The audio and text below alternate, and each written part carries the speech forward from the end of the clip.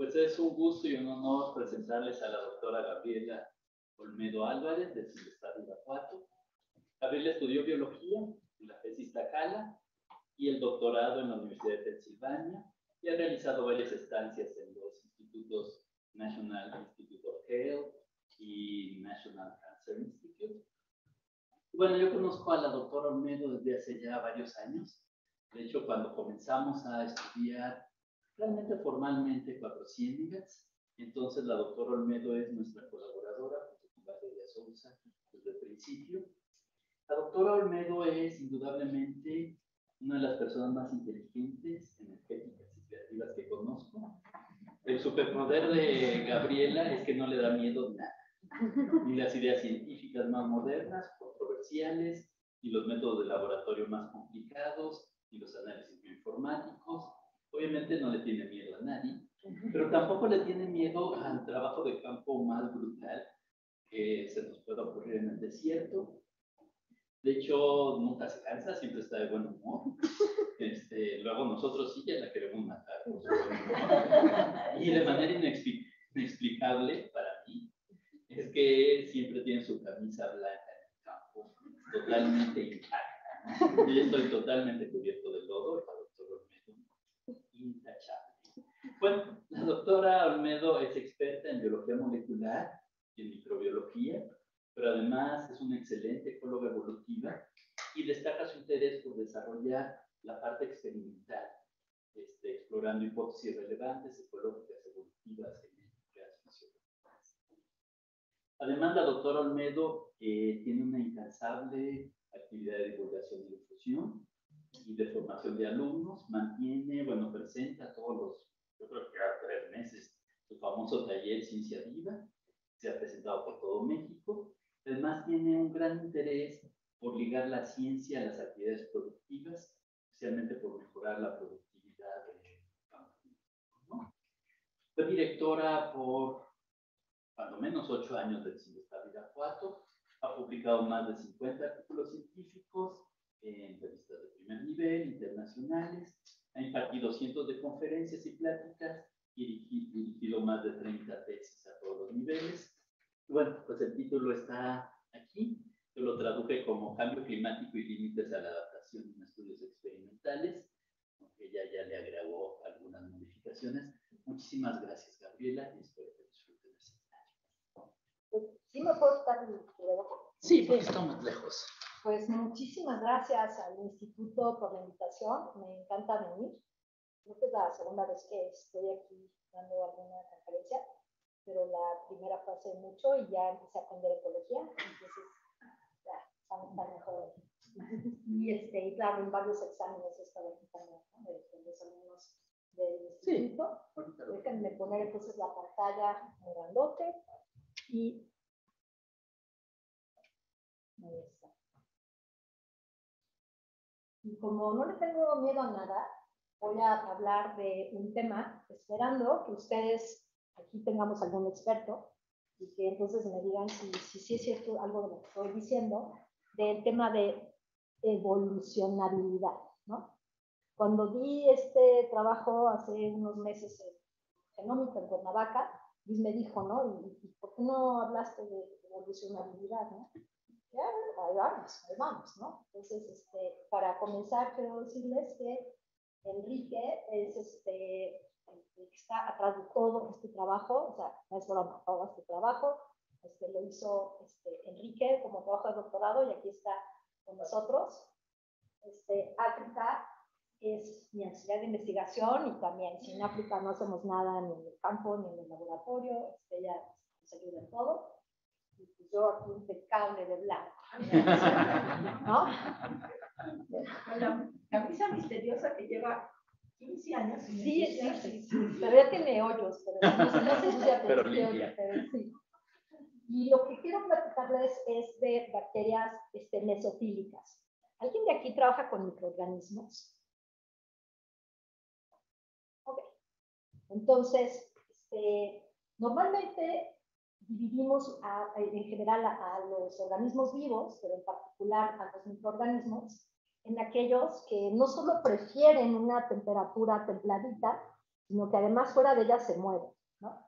Entonces, estos que prefieren estas temperaturas, vamos a llamar, estos son los mesófilos. Y esta temperatura óptima estamos hablando de 30 a 39 grados, ¿no? Todos aquellos que hayan trabajado con E. coli o algo es la típica bacteria mesofílica.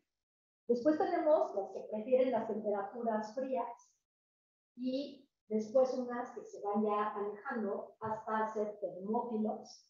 Y luego tenemos los extremófilos térmicos. Entonces, ¿qué es lo que ocurre? No es como que yo a esta le exijo un poco más y la puedo crecer aquí. Eso no lo puedo hacer. Pero esta tampoco le puedo bajar la temperatura. O sea, no es algo que muevas de un lado a otro, porque una vez que estás constituido genéticamente para poder vivir en un ambiente térmico específico, esa es tu constitución, ¿no? Todas las reacciones químicas, bioquímicas, todas dependen de temperatura, ¿no? Entonces la temperatura rige todos los ambientes vivos del planeta, ¿no? Y entonces cuando hablamos del cambio climático y hablamos de un calentamiento de 2 o 3 grados más, nos podríamos preguntar, pues no es tanto, ¿no? O sea, si estás ya por acá 30, 39, es bastante flexible, se sale un poquito más, no pasa nada, ¿no? Entonces, eso es lo que nosotros nos preguntamos cuando Enrique llegó al laboratorio. Pues ahora no pasa nada. Entonces vamos a ver si podemos evolucionar bacterias y moverlas un poquito, ¿no? O sea, échalas acá tantito por evolución experimental. En la evolución experimental tomas unas bacterias, las creces en unos tubos y después puedes cada día tomar las que ya crecieron, pasarlas a otro tubo, las que ya crecieron a otro tubo, y esto lo puedes hacer modificando el ambiente según lo que quieras que seleccionar. Entonces fue un poco la idea, ¿no? Si bueno, pues hay que ser fácil, vamos a echarnos de aquí para acá y vamos a darle una fuerte presión selectiva de temperatura a ver si lo podemos hacer. La mala noticia, no pudimos hacer un cambio térmico. Van a ver que, pero ni de 4 grados. O sea, las bacterias no pueden simplemente moverse en cualquier ambiente. La bacteria que somos es una bacteria especial del género Bacillus. Y lo que tiene de especial es que, así como otras bacterias que simplemente crecen y se dividen, y se crecen y se dividen y tienen un crecimiento exponencial por lo mismo, estas, cuando encuentran condiciones que no son favorables en nutrición o en alguna cosa, van a poder formar una espora, ¿no? Esto que está aquí adentro es una espora. Si lo vemos así de manera bonita, en un microscopio vamos a ver unos puntitos adentro de las células. Y estas son esporas. Y estas esporas son sumamente resistentes a temperatura. También a cloroformo y etanol y a todo, pero nos importa porque son muy resistentes a temperatura. Entonces, pues nuestra pregunta es, bueno, pero entonces, ¿cómo quieres que evolucione, ¿no? Y que sea térmicamente más resistente? Ya lo es. Bueno, lo que vamos a hacer es vamos a obligarla a vivir nada más en esta etapa. Vamos a obligar a que se esté dividiendo, porque Enrique cada 12 horas va a estar en el laboratorio cambiando muestras para no darles tiempo de esporular, ¿no? La esporulación toma más o menos 8 horas. Entonces, las que ya empiezan desde el principio a esporular van a estar en desventaja al final en el número de individuos. Ya vas como que a contraseleccionarlas. Pero bueno, entonces vamos a ver, podemos evolucionarlas y esto va a ocurrir. Y nuestra estrategia fue, bueno, doble. Por un lado, vamos a ver qué ocurre en la naturaleza. ¿Qué es lo que ya hay en la naturaleza? Y ahorita les voy a enseñar cómo hicimos esto. O sea, ya este experimento ocurrió y vamos a analizar qué pasó. O vamos a hacer un experimento nosotros a través de este sistema de evolución experimental. Entonces, lo primero es así un quiz para ustedes. A ver, ¿no? ¿Cuál de estas cosas sería verdadera falsa? ¿No? Pues que los microorganismos hacen toda la vida posible, que son los primeros, los primordiales jugadores en un ecosistema. que constituyen además la masa principal de lo que hay en la Tierra, de todo lo vivo. Y además, sus interacciones en el ambiente definen y soportan la biosfera. Si desaparecieran todos los plantas y animales del planeta, la vida microbiana seguiría como si nada. La eliminación de los microbios acabaría con la vida de todo el planeta. Entonces, ¿hay alguno que les suene así como que, ay, no creo? Pues, este es el que yo tengo mis dudas, ¿no? ¿Cómo va a continuar, ¿no? Si, bueno, además la mayor parte de lo que hemos estudiado y conocemos son mesófilos. Y cada bacteria, obviamente, depende, bueno, además de unas de las otras, las que están asociadas a las plantas, pues dependen de las plantas, dependen de muchas cosas. Pero realmente las bacterias también pueden sufrir pues, algo, sobre todo porque uno con el cambio climático. O sea, no van a ser las mismas, qué tanto van a evolucionar, cuánto tiempo van a necesitar, quién sabe. Pero es común que la gente piense que como las bacterias están en todos lados, y de repente sale el science, y mira, están aquí en el hielo, en el permafrost, y están aquí en el geyser. Entonces te imaginas como que la misma bacteria está en todos lados, pero no, pues esto no es así como Dios divino, ¿no? No. Esto es, grupos de bacterias específicas están en cada lugar. Entonces, ¿qué es lo que vamos a ver con esto? Que no es así, que también las bacterias van a sufrir pérdidas tremendas, ¿no? Ahora, ¿cómo es que entonces una bacteria puede pasar de ser termófila a no termófila? Esto se aplica pues a todos los organismos y a la bioquímica. Entonces, les contaba que acaba de salir un trabajo en el ISME, en donde encuentran unas bacterias que se pueden mover de un lado a otro y se convierten en termófilas y ya no son termófilas. Pues yo me moría de la risa, dije, ¿dónde eso? No se los cree nadie, ¿no? Eso no está pasando, ¿no? Porque aquí tenemos el ejemplo de dos bacterias, una hipertermófila, y aquí tenemos a Bacillus subtilis, que es una mesófila. Y si comparamos simplemente la misma enzima tiene un montón de modificaciones, los aminoácidos no son los mismos, y necesita tener un montón de residuos cargados para poder mantener los enlaces iónicos que le dan estabilidad a la enzima para que funcione a alta temperatura. Entonces no va a ocurrir que como que esta la voy a convertir en esta en un ratito. Y si pensamos que esto ocurre en todas las enzimas, que todas las enzimas necesitan tener una manera de doblarse, resistente a la temperatura y funcionar en este ambiente térmico, no es fácil hacer este cambio, ¿no? Justamente una de las preguntas es, bueno, entonces, ¿dónde empezó la vida? ¿Empezó aquí arriba, de esta temperatura, o empezó aquí abajo, ¿no? Y esa es una pregunta difícil de contestar. Afortunadamente uno le puede llamar al doctor Lascano y decirle, doctor Lascano, entonces, ¿dónde empezó la vida? ¿No? Pudo empezar a superar altas temperaturas.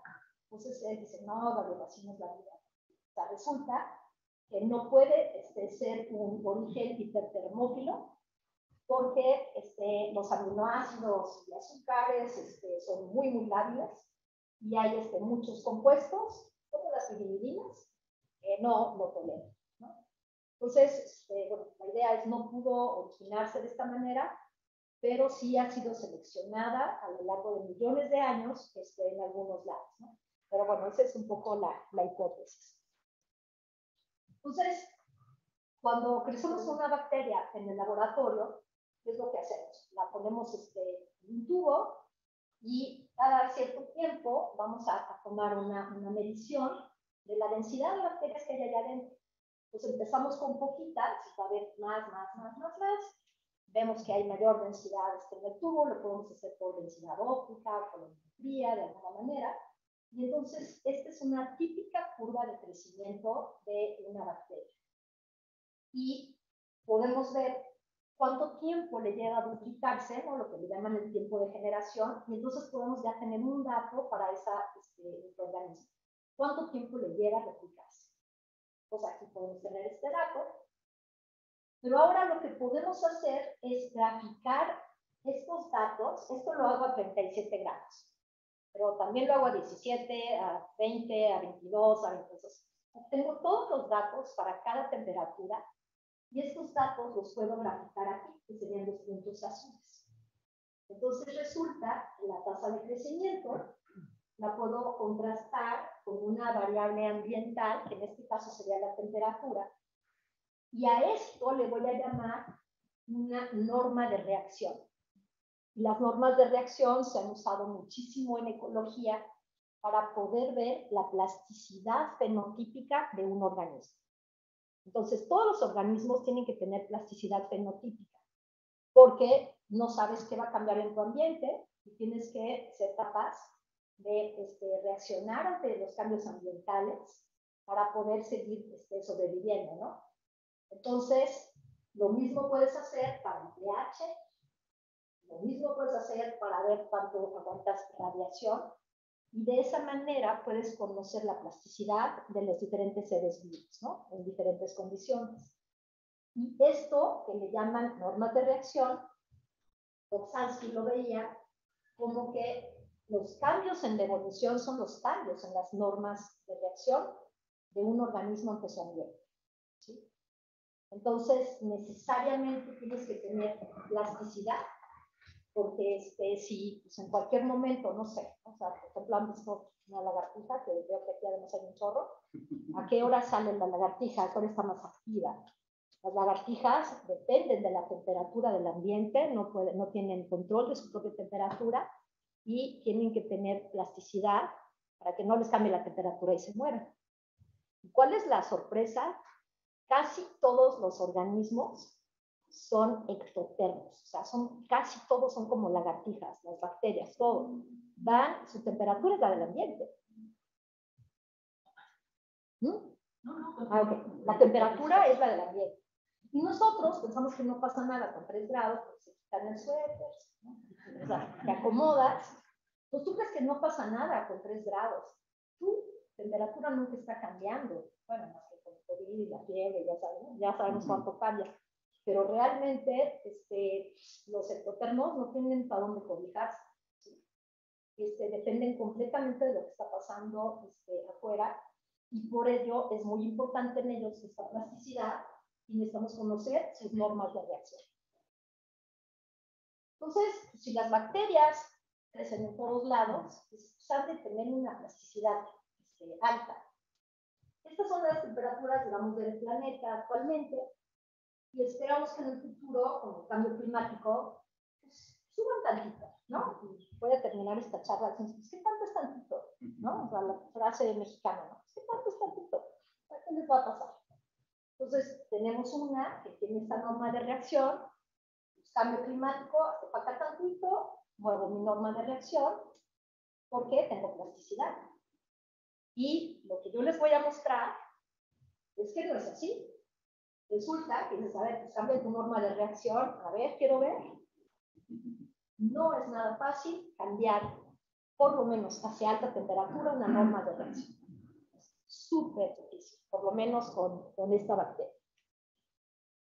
Entonces, empezamos este trabajo con una primera estrategia, que es, vamos a ver las normas de reacción de unas bacterias que viven en 4 ciénegas, en un ambiente que no cambia mucho su temperatura, y más o menos hay entre 20 y 40 si les va mal, pero más o menos es una temperatura bastante estable.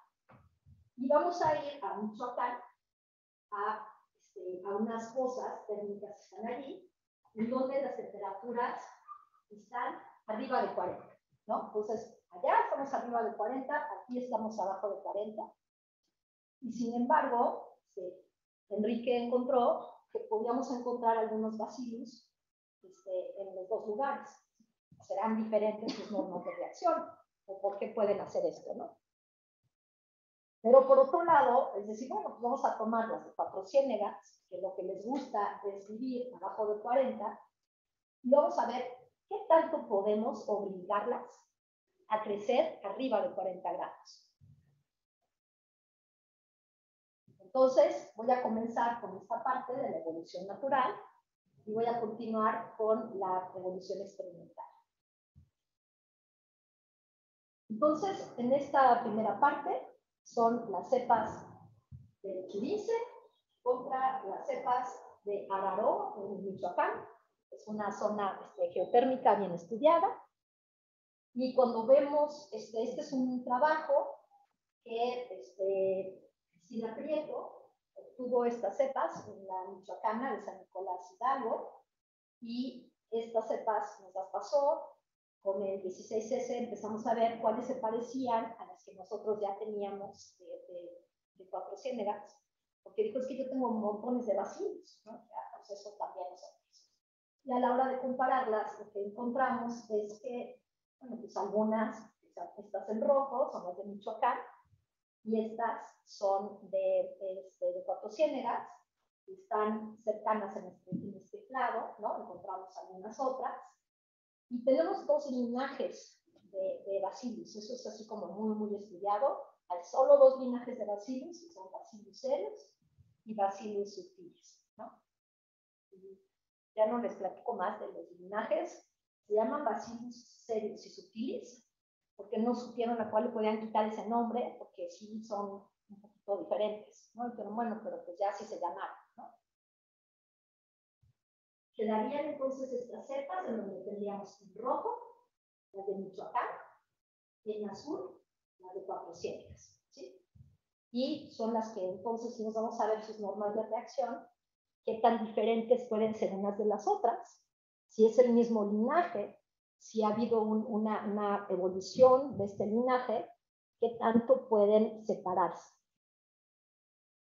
Entonces, como les comenté, lo que haces es que haces una curva de crecimiento a cada una de las diferentes temperaturas para después usar todas estas y ver cómo se comporta tu norma de reacción.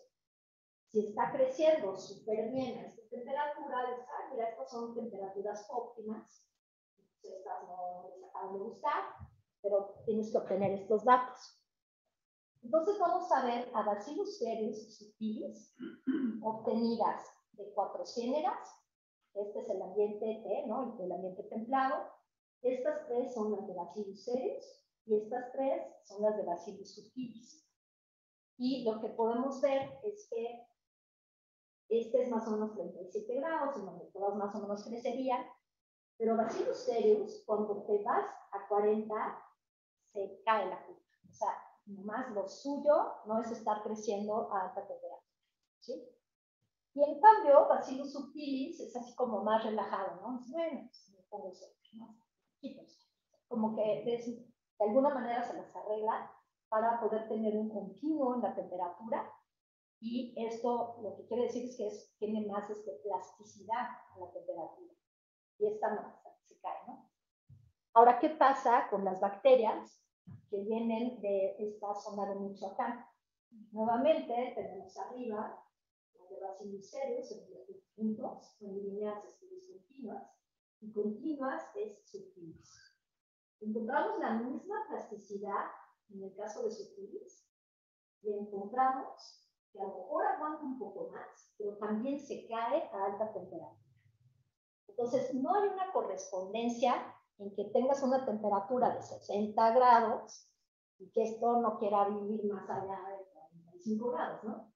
Entonces, porque, o sea, ha tenido, ¿cuánto tiempo ha vivido ahí en este lugar? Digo, yo no se los puedo asegurar, pero estas zonas geotérmicas son, pues tienen más de 200, 300 años. Pues quién sabe cuánto tiempo han vivido ahí, pero lo suyo no es la alta temperatura. Entonces, si vemos lo que nos está diciendo esta información, bacillus cereus tiene mucho menos plasticidad que bacillus subtilis a temperatura, ¿no? Y cuando vemos todos estos datos juntos, las barras rojas son de las bacterias de Michoacán y las azules son de las de 4 ciénegas.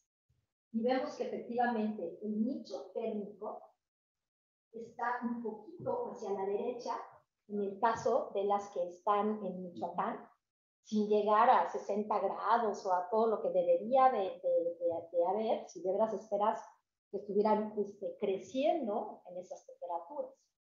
Entonces, lo que esto nos sugiere es que no están creciendo a esas temperaturas, están tolerando esas temperaturas y han logrado ajustar un poquito más su norma de reacción. Y estas, nuevamente, también hay una pequeña diferencia, pero nuevamente, la plasticidad no es exactamente el punto fuerte de los Bacillus cereus. Apenas es un poco lo que pueden rebasar estas normas de reacción. Y entonces, bueno, estamos viendo que los linajes son lo más importante cuando hablas de la plasticidad y de la tolerancia térmica. No es el lugar en donde evolucionaron, ¿no? Cada uno evolucionó en otro lado, ¿no? Pero eso ya es lo de menos. Tu linaje se vuelve tu camisa de fuerza, ¿no? Genética, de lo que puedes o no puedes lograr, ¿sí? Que es un poco decir, bueno, pues no puedo esperar que las bacterias de un lado las traigo al otro, pues ya van a crecer en donde se van a adaptar, ya van a crecer en otro ambiente. Entonces son muy selectivas y realmente su linaje define lo que van a su plasticidad, ¿no? Nada más una cosa particular es Bacillus cereus.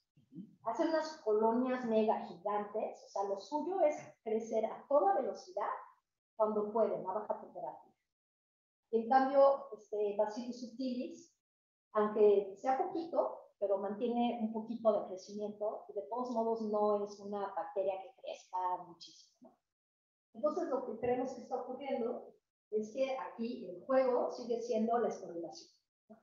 La esporulación que puede ser, en algún caso, a lo mejor cuando empieza a estar más fuerte la cuestión térmica, puedan ponerse a esporular, y mientras están dentro del agua, en este charco térmico, puede ser que estén solo como esporas.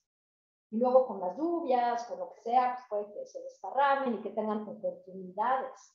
Y en esas oportunidades pueda haber pequeñísimos incrementos de tolerancia térmica, y es el momento en donde se van a reproducir para poder mantener este número, porque tienen números altísimos en estos lugares. Pues la única manera es esa, ¿no? Pues están como espora, y cuando hay oportunidades, pues se reproducen. Ok.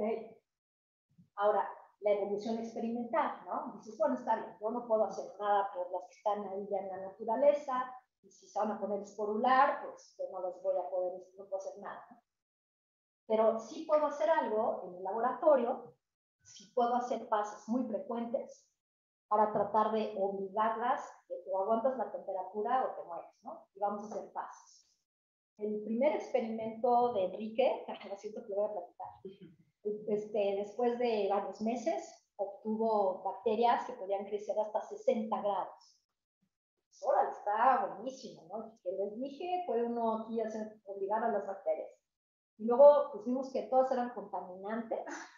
Era Geobacillus, ¿no? Que pues, quién sabe cómo llegó. Pero bueno, Geobacillus llegó a todos los tubos, llegó a todas las evoluciones que hizo, y pues ese experimento se fue a la autoclave y tuvimos que empezar de otra manera.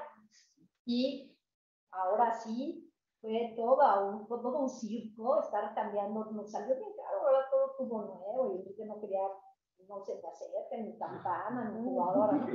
Pero bueno, entonces ya sí sigo hablando porque ya no se contaminó y ya todo funcionó, y por eso ya podemos seguir platicando de esto. Pero entonces la idea es esa. Ahora vamos a darte la oportunidad, te voy a empujar, porque si no creces te mueres, ¿no? Y entonces ahora viene un término que resulta que es interesante, ¿no? ¿Qué es la evolucionabilidad? Para que cualquier ser vivo pueda estar en el planeta y adaptarse a diferentes condiciones, tiene que tener la propensión o capacidad de evolucionar y adaptarse, ¿no? Si no tienes esa capacidad de evolucionar y de adaptarse, pues estás en un problema. Entonces, hay diferentes maneras de verlo. Ya la última, ya me la salté, pero realmente la idea es, ¿cuál es la habilidad de un genoma de presentar variantes adaptativas Y otra que es también interesante es la habilidad de una población para responder a la selección. Esta me parece muy interesante porque dice, depende de la variación, digamos, casi preexistente, ¿no? en un organismo, ¿no? Y todos sabemos que todo el tiempo está habiendo mutaciones, y no todas tienen que ser seleccionadas y fijadas, ¿no? Todo el tiempo hay mutaciones, y esta variabilidad interna puede facilitar que en un momento dado le permita evolucionar, ¿no? Y eso sería esta evolucionalidad. Bueno, lo que hizo Enrique fue tomar las cepas que ya les presenté, que eran las de 4 ciénegas, y ahora tomó las 4 cepas de 4 ciénegas del linaje de Bacillus subtilis y las 3 del linaje de Bacillus cereus. Por cierto, siempre que hay una más, porque esta es una cepa de laboratorio, que mi apuesta era que esta pobre de laboratorio está tan consentida que no va a aguantar nada. Fallé. Aguanta todo igual. Pero entonces, estas son las que puso 3 poblaciones a evolucionar a alta temperatura y 3 a baja temperatura. Hizo esta misma evolución para cada una de las cepas, y la importancia de mantener un grupo a baja temperatura es que, pues, estas bacterias vienen del churlince, es oligotrófico, quién sabe cómo crezcan o si algún día estén creciendo allí. Entonces, el crecerlas en medio marino, pues ya se convierte en una selección, ¿no? Porque les estás pidiendo que crezcan y a alta velocidad en un ambiente que tampoco es suyo, aunque no haya esta temperatura de por medio, como presión selectiva, hay un medio nutritivo que no conoce. Entonces, si tenemos alguna mutación, para saber si esa mutación tiene que ver con el medio de cultivo o tiene que ver con la temperatura, necesitamos saber también qué está pasando en una temperatura constante. La temperatura constante, todas las líneas se mantuvieron a 37 grados. Y la temperatura altamente crítica fue un cambio desde 43 grados hasta 47.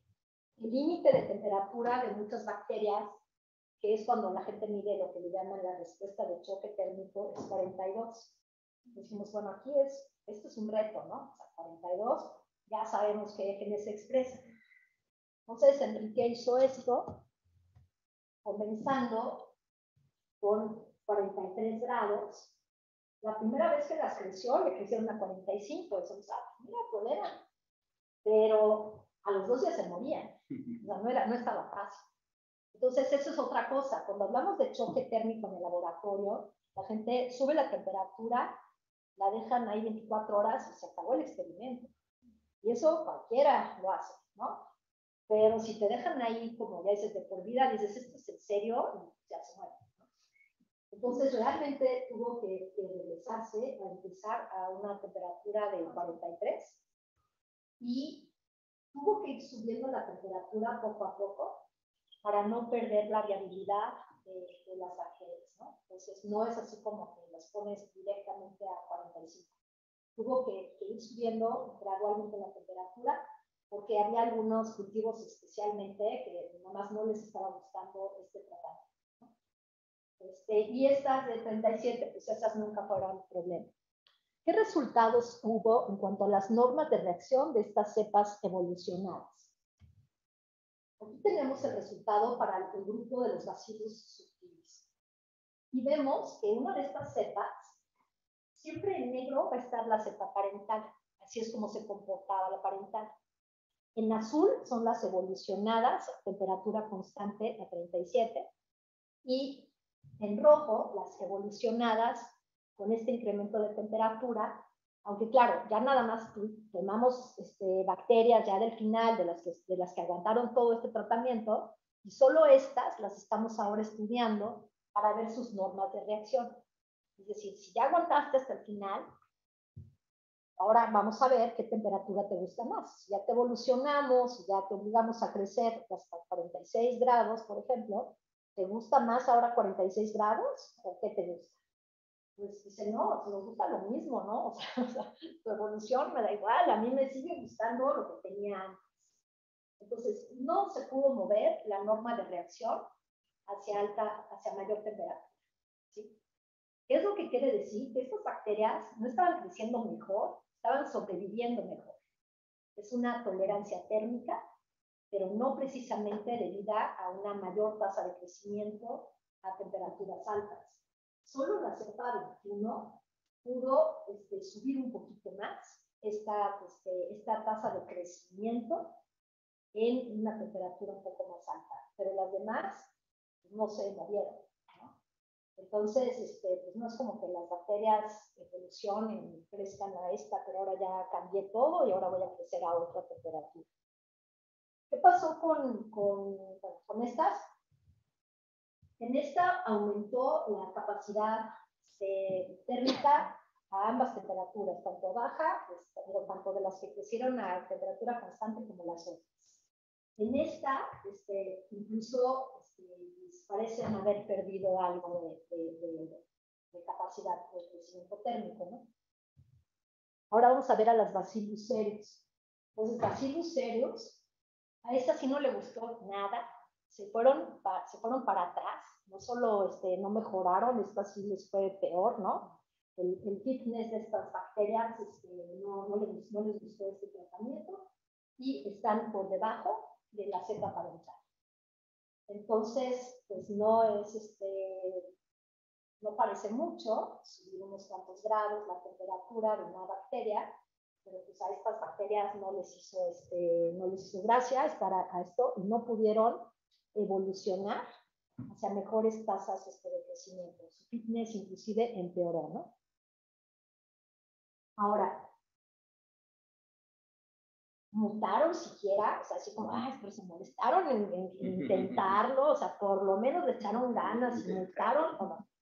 Entonces, Enrique lo que hizo fue secuenciar los genomas de estas cepas evolucionadas para ver qué cambios podía haber, ¿no? Que pudieran estar asociados o al crecimiento constante evolucionando en este medio de cultivo, o si estaban evolucionando hacia como respuesta a este térmico. Y por supuesto que hubo mutaciones, estas barras indican la frecuencia de diferentes mutaciones, que ahorita les voy a enseñar como con más detalle. Una de las cosas que vimos rápidamente fue la pérdida de la capacidad de esporular. Y esto es algo que ya se había visto para los bacillus en evolución experimental, no a alta temperatura, sino a temperaturas constantes, bajas, en donde si tú estás haciendo una selección para que crezcan, pues las que vas a favorecer son las que perdieron la capacidad de esporular. Hay más de 100 genes involucrados en la capacidad de esporular, entonces atinarle a alguno no es nada difícil, y seleccionarlas, porque estás seleccionando las que no esporulan por tasa de crecimiento, pues tampoco resulta difícil. Entonces, lo que se vio es pérdida de esporulación en varios de estas líneas evolucionadas, aunque de manera particular hubo más pérdida de esporulación en las que evolucionaron a temperatura constante que las que evolucionaron a alta temperatura. O sea, las de alta temperatura de alguna manera se siguieron agarrando a su esporulación para poder hacer algo, ¿no? Otra de las cosas que se observó fue que algunas de las cepas eran hipermutantes, ¿no? ¿Qué es eso? Están atascadas de mutaciones, ¿no? Ahorita les enseño cómo. No tienen por qué entender ni ver todo esto, ¿no? Se hizo el conteo de cada mutación de cada cepa. De manera general, encontramos más mutaciones, o sea, con más negrito aquí, pues más numerito, ¿no? En regiones que son intergénicas. ¿Qué es eso? Normalmente tienes un gen y arriba de este gen tienes un promotor, donde se ve el ribosoma, sitios de transcripción, lo que sea, y luego un terminador. Y la mayor parte de las mutaciones que se observaron estaban fuera de los genes. Aunque para nosotros explicar el trabajo es mucho más fácil formalmente buscar los genes, ¿no? Porque sé cuál es y sé qué está pasando si muto este gen, ¿no? Entonces, les voy a enseñar los resultados de este análisis, de qué fue lo que encontramos. Pero les decía que algunas tenían muchísimas mutaciones. Entonces, ¿qué haces cuando tienes muchísimas mutaciones, no? Yo sé que es horrible, que está llena de cosas, entonces tengan paciencia. Estas son el número de mutaciones, ¿no? Tuvimos desde una cepa con una mutación, un genoma, hasta otra que tenía 217, ¿no? Pues todo el rango. ¿Y cómo se comportaron todas estas? Pues tenían unas tenían 1, 2, 3, 4, 5, ¿verdad? Y de repente, pues sí, brincabas a tener unas de 57, 70, 86, 157. Entonces, Enrique, de manera arbitraria, pero feliz, hizo este tipo de gráfica, donde todo lo que se sale de aquí, ya lo consideramos hipermutante, ¿no? ¿Y qué hacemos con un hipermutante? Ni nos molestamos en analizar sus genes. Porque lo que pasa en una hipermutante es que típicamente tienen un defecto en una proteína que tiene que ver con reparación, entonces todo empieza a mutar. Y si tú quieres en un ambiente lleno de mutaciones saber, pero ¿qué efecto tiene esta mutación sobre esta capacidad térmica? Pues no entiendes nada. Entonces, pues todas estas no se analizaron, pero lo que me parece interesante mostrarles es que las cepas de Bacillus subtilis están como por todos lados. Unas lograron éxito en ser seleccionadas para la tolerancia con 1 o 2 mutaciones, mientras que en el caso de Bacillus cereus, si no tenían de 12 mutaciones para arriba, no lograban, no hacían nada. Entonces tenemos mucho mayor número de mutaciones en el caso de cereus para poder obtener esta tolerancia, ¿sí? Entonces, esto nuevamente, ¿de qué nos habla? De lo que les hablaba, de la evolucionabilidad, ¿no? ¿Qué tanto logras cambiar tu panorama y qué tanto logras mutar? Ahora, ¿dónde caen estas mutaciones? ¿Qué efecto tienen a nivel fisiológico? Porque finalmente lo que está ocurriendo aquí es que se está mutando algo que le está permitiendo o crecer a una temperatura constante. Todo esto es una tabla que muestra el efecto que tuvieron las mutaciones para que pudieran crecer a esta temperatura constante en el tratamiento de 37. Y encontramos mutaciones en genes que tienen que ver con la regulación, con transporte, mutaciones en genes de esporulación, que ya les dije que se perdió la esporulación, o sea que en algún lado tenía que estar, y otras cosas, ¿no? Síntesis de glutamato, pared celular, y las típicas hipotéticas, que son las que no querías, pero son las que aparecen más. Entonces, efectivamente hay un panorama de mutaciones como respuesta a ajustarse a este nuevo medio ambiente que es el medio marino, ¿no? Ahora, ¿qué pasa cuando llegamos a las de alta temperatura? En las de alta temperatura encontramos que hay algunos, que los pongo en rojo, que son genes involucrados en respuestas a alta temperatura. O sea, que ya por la literatura sabíamos que tenían que aparecer algunas de alta temperatura y aparecieron como estas, ¿no? De glicina, betaína, genes que tenían alguna chaperona, inositolos, algunas cosas que se conocen que tienen que ver con choque térmico. Y la que fue muy interesante es la actividad de esta adenilatosiclasa. Y esta adenilatosiclasa la encontramos en los 2 linajes y en 5 poblaciones que evolucionan de manera separada. Entonces aquí tenemos un caso de convergencia evolutiva en donde diferentes bacterias encuentran una misma solución para poder tolerar este tratamiento de alta temperatura. Entonces, ¿cuál es esa solución? O sea, ¿en serio quién conoce la diadenilatosiclasa? Tenemos que estudiar, ¿verdad? Para saber que eran todos estos genes. Pero bueno, entonces vamos a ver que las diadenilatosiclasas son las que hacen la síntesis de un metabolito, que es muy importante, que es el AMP bicíclico. Y este AMP bicíclico, ahorita les digo qué es, pero es muy interesante que los bacillus tienen 3 genes para hacer lo mismo. no aparece en la historia porque este solo se expresa durante la fase de esterilización. Todo lo que estamos haciendo es fuera de la fase de esterilización. Pero tienes dos juegos de enzimas para producirlo y pues al final esta redundancia también de alguna manera facilitó que hubiera esta mutación, porque puedes, digamos, es un metabolito esencial, no puedes nomás deshacerte de él. Entonces, al tener dos genes para su síntesis, pues te puedes deshacer de uno o te puedes deshacer del otro. Bajas, en teoría, bajarías la cantidad de esta molécula, pero no sería letal. Entonces, en el caso de Bacillus cereus, lo que se está notando es la vía que tiene que ver con visa, que es una de las sintasas, y en el otro se está mutando otro. O sea, llegan a la misma solución, pero uno prefiere mutar una red que tiene ya para esta síntesis y el otro prefiere mutar la otra red. Entonces, esto es lo que tenemos. Y luego dirás, bueno, ¿para qué sirve? ¿O cómo era que queríamos? O sea, ¿para qué nos importaba esto? Nos importa porque el AMP bicíclico es el que determina el que entre potasio. Esta es una de sus actividades. Y el potasio tiene que ver con el balance osmótico.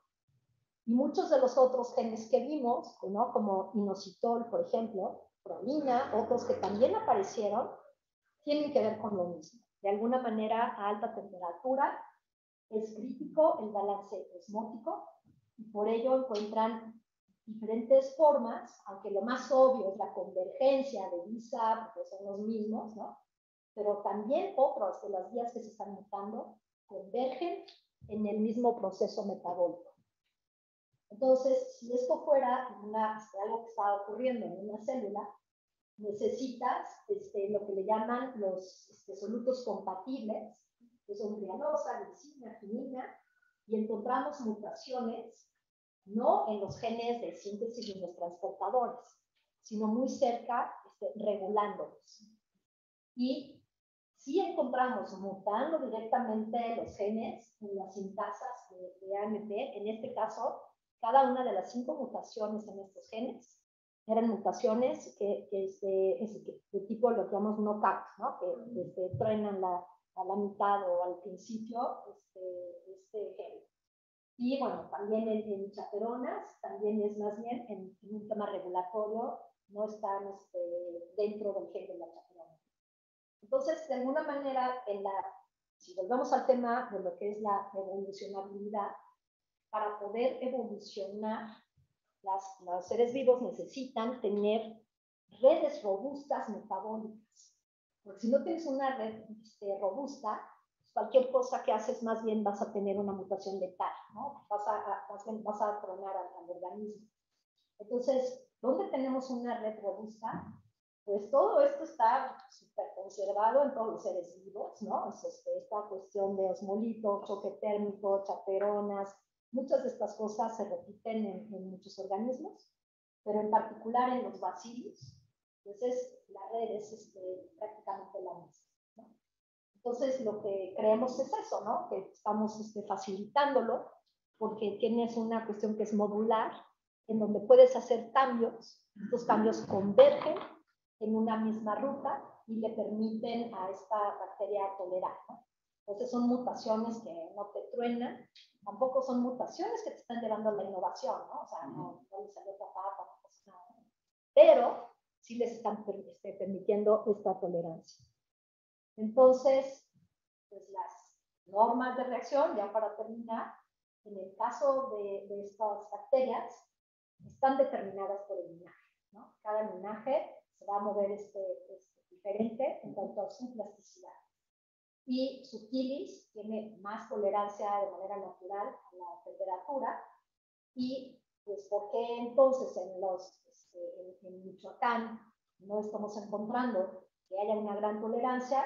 Pues creemos que tiene que ver más bien con una dinámica ecológica de la lluvia, de que salen, que entran, y tienen más bien esa ventaja de poder esporular, que les ha permitido mantenerse allí. Sí sabemos, o sí parece que hayan evolucionado allí, porque sí son ligeramente más tolerantes, Pero si no fuera por esa ligera tolerancia, o sea, alguien hubiera dicho, no, Gabriela, a lo mejor ayer las echaron ahí, ¿no? Pero eso nos lo preguntan de todos modos en todos lados, porque los vacilos están en todos lados. Y bueno, en las condiciones en donde se estudian, no pueden mantener un incremento de más de 3 grados, ¿no? O sea, si creemos que es fácil evolucionar y volverte termófilo, pues no parece ser el caso, ¿no? Y en cuanto a esta parte de la evolución experimental, las Bacillus cereus no logramos moverla, nada, y sigue cayéndose cada vez que sube la temperatura. No tiene un fitness mejor que la cepa parental, ¿no? De todas maneras, en todas las líneas, podemos encontrar líneas que les dan una tolerancia, ¿no? O sea, una cosa es tener un mejor crecimiento, otra cosa es tolerar, y nuevamente pues, tienen que ver con sistemas biológicos que ya se conoce que intervienen en la homeostasis de las células, sobre todo cuando cambia la temperatura. Y esto se ha visto en casi todos los seres vivos, ¿no? Bueno, y la otra es que está padrísimo poder, si quieres evolucionar algo y encontrar nuevas vías, usar diferentes linajes y usar diferentes cepas, pues no hay una manera más robusta de ir a encontrar un sistema de interés, ¿no? Digamos, si nosotros hubiéramos usado una sola bacteria, que es lo que se ha hecho muchas veces, por ejemplo, o tienes una cepa de Escherichia coli, pues sí, ¿no? O tienes el mismo gen mutado, y eso, pues obviamente, te dice, pues esto va a ser muy importante, porque varias veces está ocurriendo, ¿no? Pero hay algunos genes que no se sabe qué tan importantes son. Pero si ya los encuentras en cepas distintas o en linajes distintos, entonces seguramente que eso es mucho más informativo acerca de su participación en cierta vía metabólica, ¿no? Bueno, pues hay esta convergencia que ya les comenté, metabólica, y la idea es la estrategia para soportar estas altas temperaturas no es el fitness, es realmente el poder tolerar. Otros análisis que Enrique hizo, él encontró que la capacidad de carga, cuando esa es la curva de crecimiento de la bacteria, es en qué momento deja de crecer. Esa es la capacidad de carga. Y encontró que todas las cepas de Bacillus cereus tienen una mayor capacidad de carga. Entonces, no crecen más rápido, pero sí crecen, pero sí tienen al final más individuos. Y eso es muy importante, porque al final es más importante el número de individuos que estás dejando en la población, no haber crecido más rápido, ¿sí? Entonces, esto también en la próxima ya lo ponemos. Pero bueno, ¿no? La idea es cuál es entonces la evolucionabilidad de los bacilos. Entonces, primero es una propiedad de un linaje, no es una propiedad de un individuo, ¿no? Y a veces la gente no sabe ver cómo de linaje, ¿no? Pues sí, seleccionas sobre el individuo, pero a la medida que uno se queda atrás, pues es el linaje que sobresale, ¿no? La otra es que la esporulación está estorbando a la evolucionabilidad, ¿no? Porque si cada vez puedes recurrir a hacer una espora, entonces realmente va a estorbar. Y sería entonces la esporulación una forma extrema de plasticidad, ¿no? En donde me meto a formar una espora y de ahí no me sacas en 100 años, porque además se supone que una espora puede durar muchísimos años. Entonces, pues, ¿qué mayor plasticidad puede tener, ¿no? Y cuando estás seleccionando a alta temperatura, lo que estás evolucionando es una red, ¿no? No es un gen que de la nada salió y, mira, ahora con este gen ya puedes irte a vivir a alta temperatura. Estás evolucionando redes, que esto es una restricción también a que tanto evolucionas, ¿no? Que no puedes mover tantas cosas.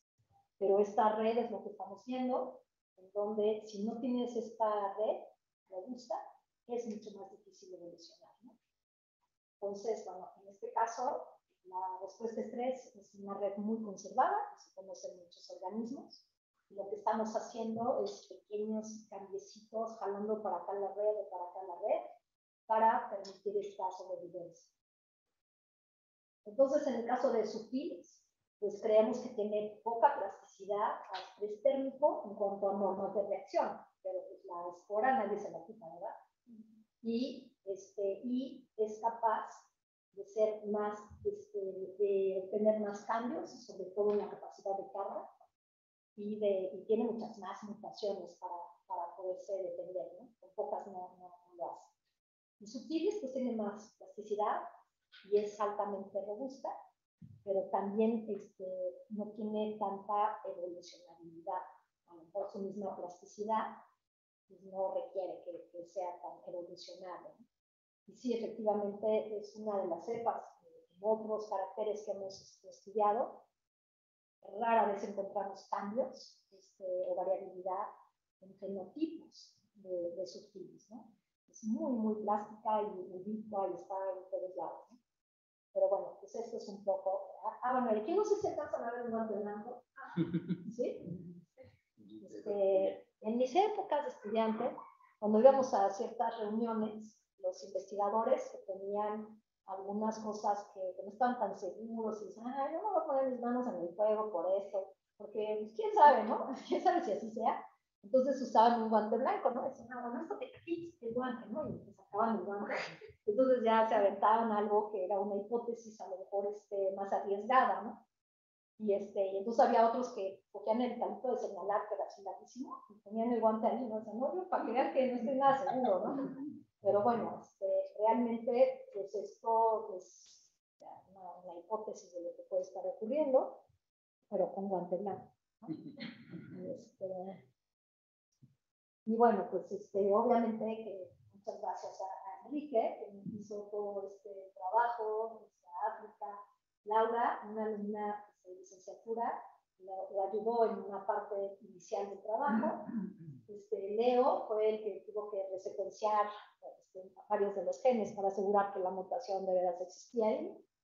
Y muchísimos estudiantes de licenciatura, muchísimos, se pusieron a cuantificar el número de la capacidad de esporulación de cada una de estas cepas a diferentes temperaturas. Ya les hubiera yo matado si les pongo esos resultados, pero verdaderamente hicieron un trabajo extraordinario.